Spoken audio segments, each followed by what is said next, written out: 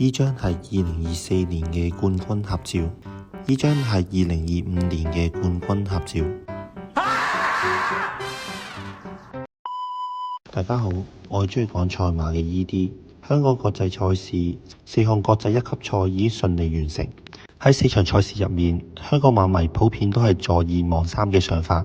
結果兩匹世界級嘅賽駒嘉應高升同埋浪漫勇士都係不負所託，輕鬆取得香港短途錦標同埋香港杯嘅冠軍。至於最大變數嘅香港一哩錦標，澳遊氣泡喺馬會杯嗰度俾浪漫勇士壓倒性擊敗後，重回最多榮譽嘅一哩路程，再次挑戰馬會一哩錦標。祝願作為一哩嘅希望新星，喺得到成績略差嘅第4名之後，仍然都係今場嘅第一人氣。而標致銀河上場贏咗之後，繼續重配翻麥道朗，期望可以打開一級賽嘅勝門。至於外隊方面，神智勇進喺反勝浪漫勇士之後，接連嘅比賽狀態亦都係起伏不定嘅。而幕後亦都決定咗今場係作為該區嘅退役戰，必定會使出全部嘅實力去再奪一級賽嘅殊榮。而另一外隊嘅焦點馬就係3歲兩勝黐馬經典賽嘅巧手申花，喺強配李護華嘅情況之下，希望可以重現近代最強馬后杏目嘅王者之姿。不過今日嘅李護華睇嚟就不在狀態，引致到巧手申花一早已經失去咗競逐嘅機會。當進入直路嗰陣時神智勇進係首先透出，而澳遊氣泡亦都逐步逼近。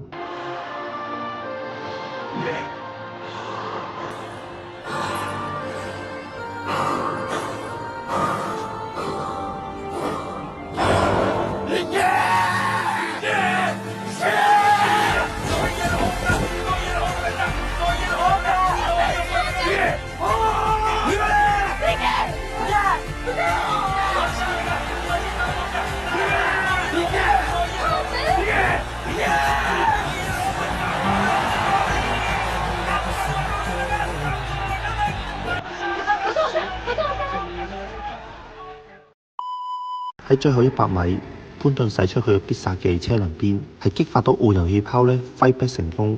喺事隔接近1年後再次勝出一哩嘅 G1，亦都係繼金槍60之後再次取得2連霸香港一哩錦標嘅賽區之一。而今場嘅勝利潘頓嘅策騎可以稱之為第一功臣。輪到最後直路嘅跟勝對決，狀態100% 嘅潘頓絕對係世界級嘅水平。至於澳遊氣泡嘅原騎師麥道朗策騎嘅標致銀河，仍然未能打開一級賽嘅勝門，並且3甲不入，以及人氣高企嘅祝願或者賽區嘅成長進度未及一級賽嘅水平，只能稍作休息，期待出年董事杯嘅表現。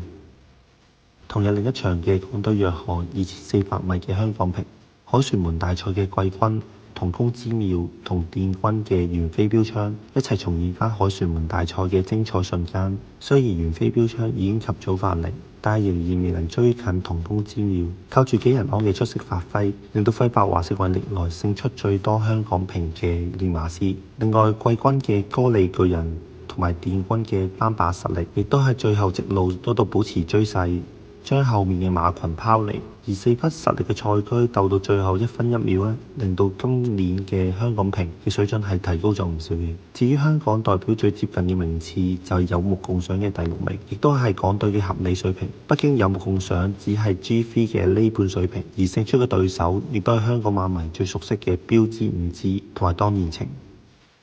另外2場入面，香港短途錦標基本上係嘉應高升嘅天下。今場嘅狀態比起遠征澳洲嗰陣時係更加好嘅，並且喺最後直路嗰陣時已經輕鬆彈離對手，如此無敵嘅姿態，成為香港歷史第一馬只係時間嘅問題。而亞軍嘅精選步選喺近呢2場嘅級制賽亦都有奪冠嘅潛質。6歲馬可以持續進步，實屬難得。如果可以同舉步新風一齊去杜拜挑戰阿喬斯賽事，亦都係突破 G1 嘅出路。而電軍嘅金鑽貴人可以喺受傷之後發揮出仍然唔錯嘅表現，希望可以之後再次遠征日本，嘗試一下高松宮紀念。畢竟香港短途3冠亦都難以超越我哋嘅世一短途王。而最後嘅重頭戲，獎金最豐厚嘅香港杯，直路嗰度有意外發生，不過好彩都冇阻礙到賽事嘅進展。浪漫勇士成就前無古人嘅偉大佳績，香港杯4連霸，由4歲贏出打比之後，一路高歌猛進，去到而家，做出香港馬多年來都未試過有如此穩定嘅表現。只係香港2000米嘅路程，的確係後繼無馬。無論係上季女王杯比健琴高就贏到，以及今場嘅亞軍保萊歌劇，日本代表亦都保持住穩定高水準嘅表現。始終馬匹會年老衰退，而浪漫勇士終會有一日都會退落嚟。根據近呢幾年嘅趨勢，預計將來香港嘅中長途馬亦都有幾年嘅衰退期。下一代嘅高水準中長途馬，期待馬主同埋馬會共同發展同埋努力。最後，浪漫勇士會預計出年會繼續再戰沙特杯。大家認為浪漫勇士今次會唔會復仇成功，定係再次飲恨而回呢？歡迎大家留言分享下你哋嘅睇法。下次再見。